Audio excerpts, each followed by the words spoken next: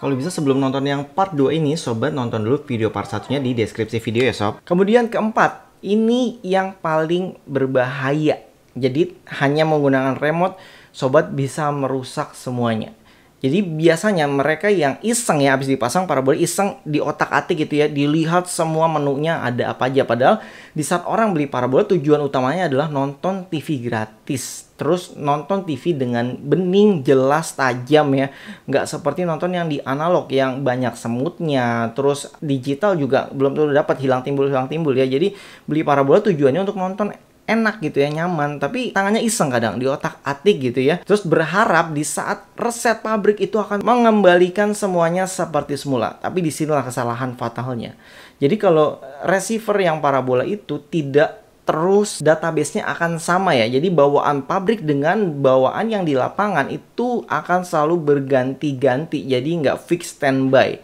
Berbeda dengan yang berlangganan. Misalkan sobat berlangganan transmission regular itu receiver-nya bisa dikendalikan dari server.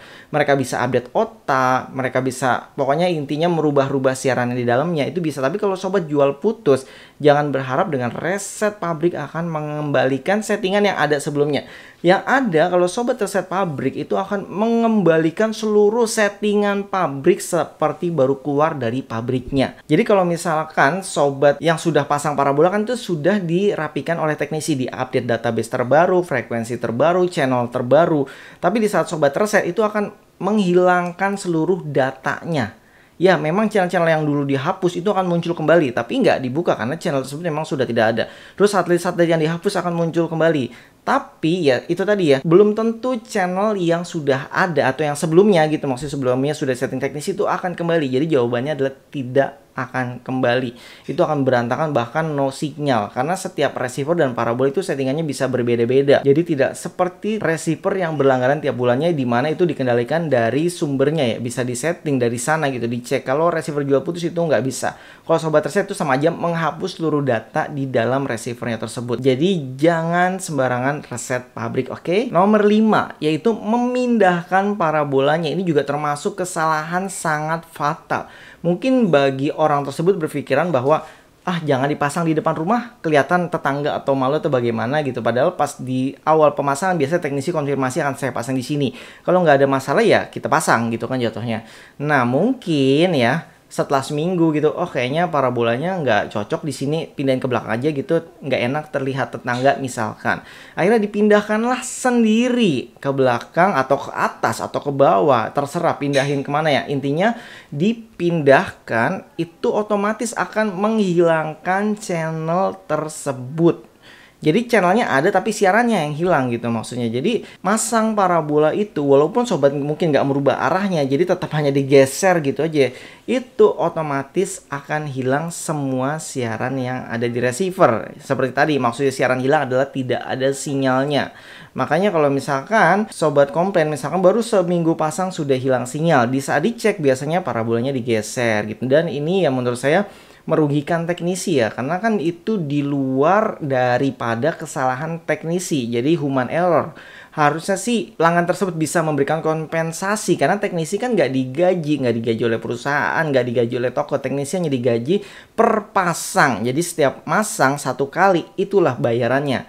Nah kalau sobat ganti tempatnya gitu dari depan pindah ke belakang, ke bawah, ke atas, terus ternyata sobat yang berubah, itu harusnya dikenakan jasa servis karena itu adalah kesalahan dari penggunanya. Dan di sini saya harap jangan ada yang melakukan hal tersebut ya. Kalau emang pingin mindahin tuh lebih baik hubungi teknisinya, deal harga terus pindahkan.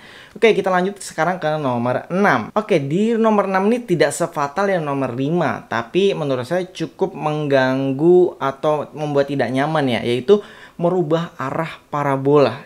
Jadi di sini biasanya ada juga tiap bulan gitu 1-2 kali, di mana orang tersebut setelah dipasang kadang pasang pagi sorenya sudah hilang sinyal. Terus dalam minggu yang sama ya tiba-tiba dia laporan hilang sinyal lagi. Jadi kalau hasil dari pengalaman saya dan teknisi saya, biasanya orang tersebut itu penasaran pengen melihat satelit lain. Jadi mungkin dia sudah berhasil oprek-oprek receivernya ya. sudah berhasil merubah-rubah settingan receiver dan berharap di saat menggerakkan parabola mereka bisa mendapatkan apa yang mereka cari tersebut, misalkan satelit lain gitu, mereka coba-coba.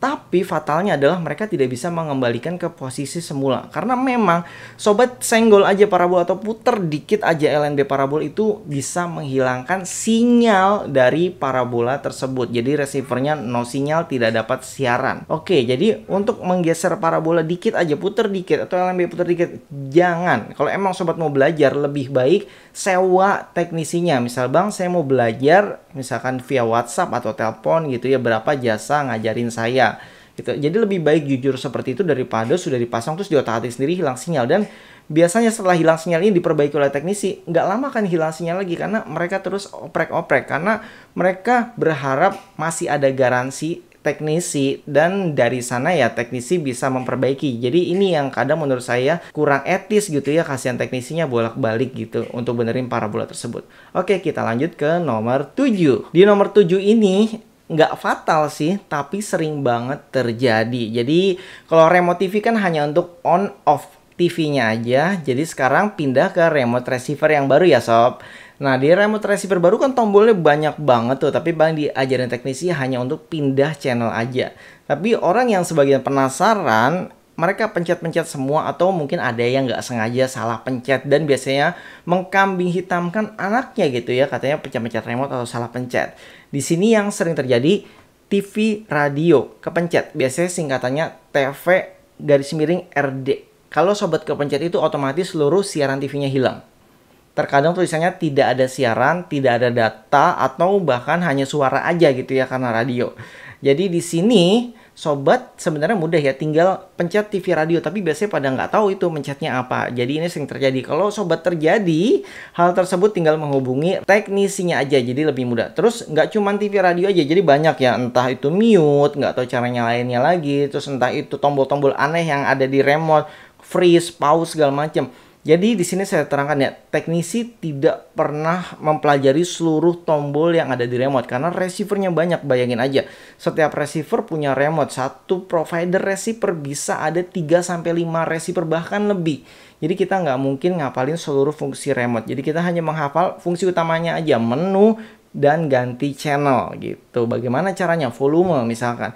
Tapi biasanya mereka coba satu-satu di saat terjadi kendala. Terkadang kita juga nggak tahu solusinya seperti apa. Karena di saat ditanya paling jawabnya kepencet remote-nya atau salah pencet atau dimainin anak jadi tampilannya seperti ini.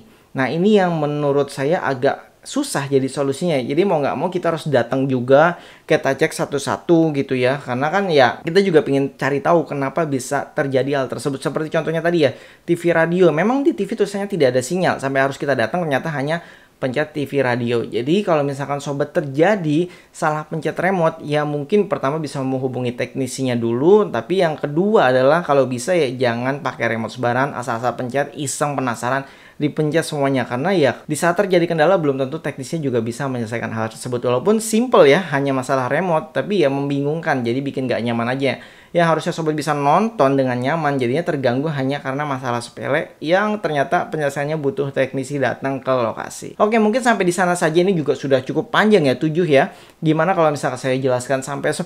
Mungkin wah lebih panjang lagi. Jadi cukup sampai di sini aja. Semoga ini bisa menambah wawasan sobat. Sampai jumpa kembali. Wassalamualaikum.